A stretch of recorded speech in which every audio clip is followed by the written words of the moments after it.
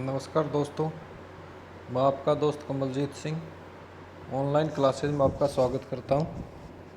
आज हम सिंधु घाटी सभ्यता के महत्वपूर्ण प्रश्न जो सभी परीक्षाओं के लिए हैं और बार बार पूछे जाते हैं, इनके बारे में पढ़ेंगे। सिंधु घाटी सभ्यता में घोड़ों के अवशेष कहाँ से मिलते हैं? सुरकोटड़ा, बनवाली, मांडा या कालीबंगा? तो आंसर क्या होगा इसमें? सुरकोटड़ा से। सुरकोटड़ा से घोड़ों के अवशेष मिलते हैं सिंधु घाटी सभ्यता में। ठीक है दोस्तों। सेकंड, हड़प्पा काल की मुद्रा के निर्माण में मुख्य रूप से किस पदार्थ का उपयोग किया जाता था?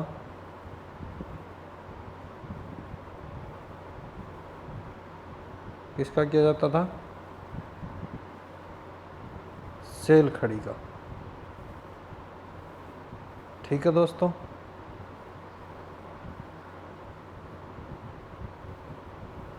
थर्ड, हड़प्पा सभ्यता किस युग की थी? कांस्य युग की, नवपाषाण युग की, पुराणापाषाण युग की, लोहा युग की? किस युग की थी?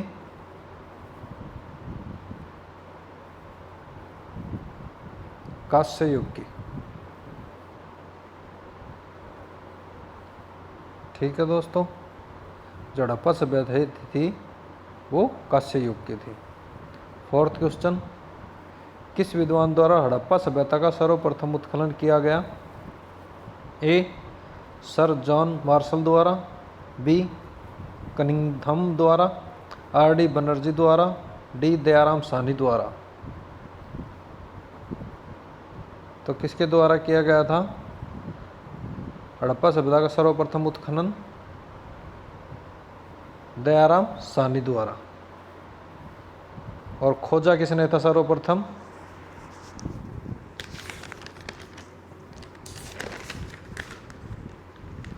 (1826) में चार्ल्स नेशन ने इसको खोजा था। और उत्खनन का कार्य किसने करवाया था? दयाराम साहनी ने 1921-22 में। और चार्ल्स नेशन ने 1826 में इसको खोजा था। सिंधु सभ्यता का बंदरगाह कौन सा था? कालीबंगा, लोथल, रोपड़ या मोहनजोदड़ो? तो सिंधु सभ्यता की बंदरगाह कहाँ थी?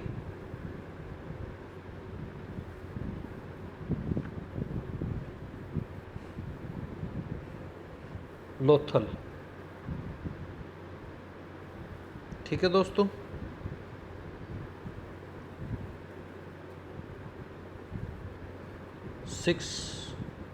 छठा प्रश्न, हड़प्पा कालीन समाज किन वर्गों में विभक्त था?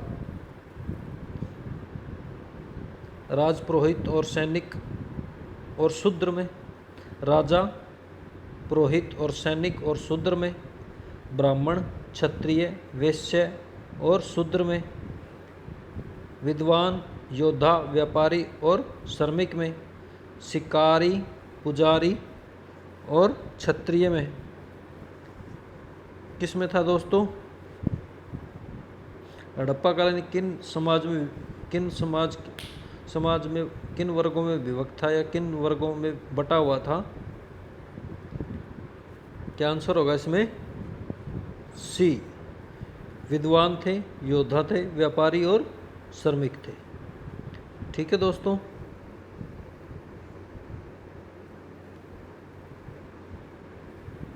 आगे चलें। कौन सा लक्षण सिंधु सभ्यता के लोगों का सही चित्रण करता है? यानी सिंधु सभ्यता के लोग थे, उनके क्या लक्षण थे? वो उनके चरित्र का सही चित्रण कौन सा इसमें वाक्य करता है? वे युद्ध में घोड़ों द्वारा खींचे जाने वाले रथों का प्रयोग करते थे। वे देवी और देवताओं दोनों की पूजा करते थे। सी. उनके विशाल महल व मंदिर होते थे। नीचे दिए गए कूट का प्रयोग करते हुए सही कथन चुनिए। केवल इसमें केवल दो ही आंसर, केवल दो ही, ये पहला नहीं है, ये पहला नहीं है, दो, सी में 1 2 3, इनमें से कोई नहीं। तो इसमें क्या आंसर होगा? सिंधु सभ्यता के लोगों का सही चित्रण कौन सा वाक्य करता है? इसमें आंसर होगा बी, केवल दो। वे देवियों और देवताओं दोनों की पूजा करते थे। ठीक है दोस्तों,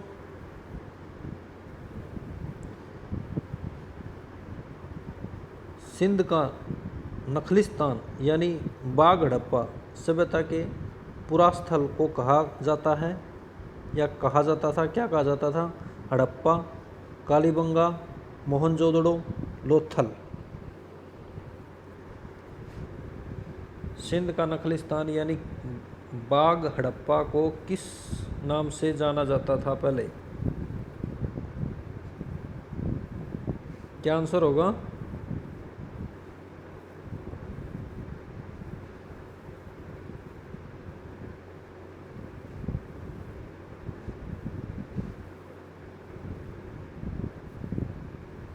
मोहनजोदड़ो, सी आंसर होगा।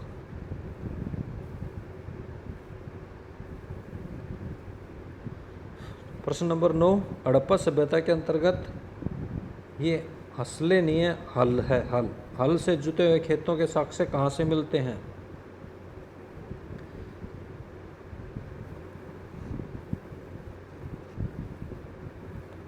हल, हल से जुते हुए खेतों के साक्ष्य कहाँ से मिलते हैं?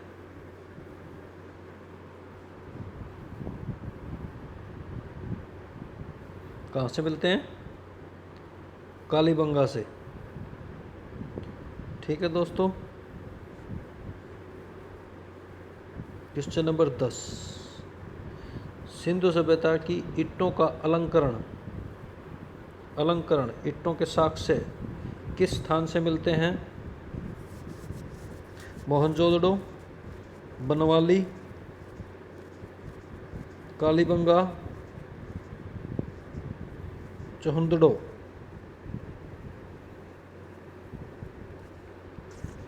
कहाँ से मिलते हैं? कालीबंगा से। ठीक है दोस्तों, जो ईंटों के अलंकरण हैं वो कालीबंगा से मिलते हैं और जुते हुए खेतों के जो चिन्ह हैं, साक्ष्य हैं, वो भी कालीबंगा से ही मिलते हैं। सिंधु सभ्यता में बड़ा स्नागार या वर्ध स्नागार पाए जाते थे। कहाँ पाए जाते थे? मोहनजोदड़ो में, हड़प्पा में, लोथल में या कालीबंगा में? हमें कहाँ से साक्ष्य मिले हैं बड़े बड़े स्नानगारों के? मोहनजोदड़ो से मिले हैं, हड़प्पा से, लोथल से या कालीबंगा से? कहाँ से मिले हैं? मोहनजोदड़ो से।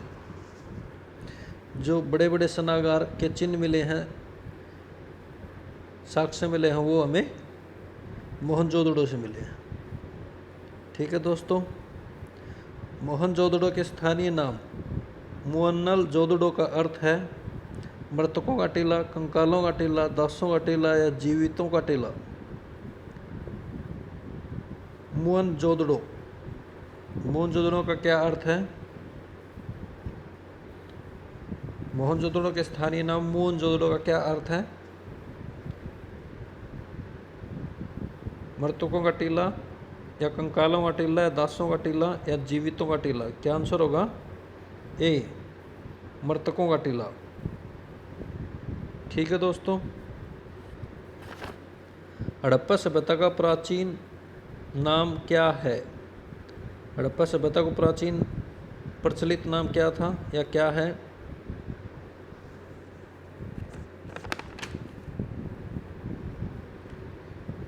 मोहनजोदड़ो की सभ्यता, सिंधु घाटी की सभ्यता, लोथल सभ्यता या सिंधु सभ्यता।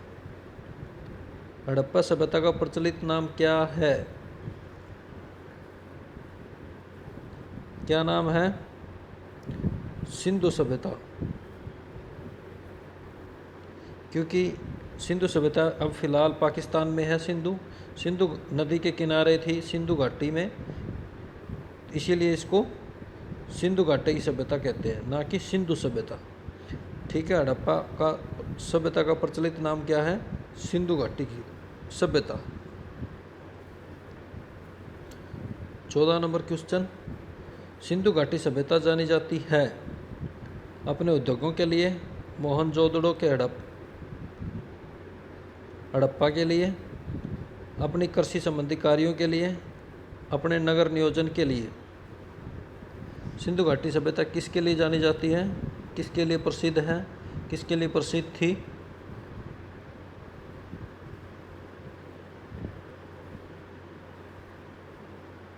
नगर नियोजन के लिए, क्योंकि वहाँ सब कुछ बड़ा नियोजित था। नगर, सड़कें, मकान, सब कुछ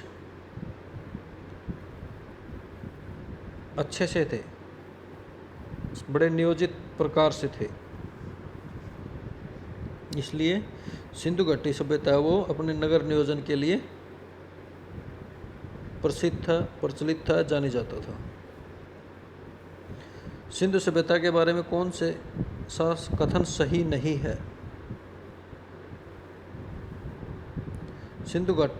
सिंधु सभ्यता के लोग लोहे से परिचित थे, मातृ देवी की उपासना की जाती थी, मातृत्व देवी की उपासना की जाती थी, व्यापार व वाणिज्य उन्नत दशा में था, नगरों और नालियों की शुद्ध व्यवस्था थी।